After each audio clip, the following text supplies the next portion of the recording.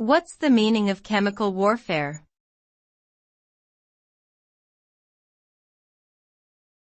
Chemical warfare.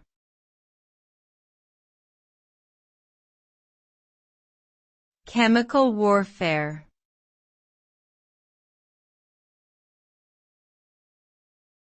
Chemical warfare.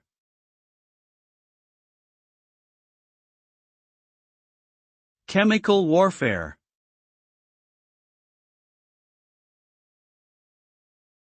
Chemical warfare is the use of toxic chemical substances as weapons to harm or kill people, animals, or plants. The effects of chemical warfare can be immediate or delayed, and can vary depending on the type of chemical used. Some chemicals can cause skin irritation, respiratory problems, or nausea, while others can be deadly.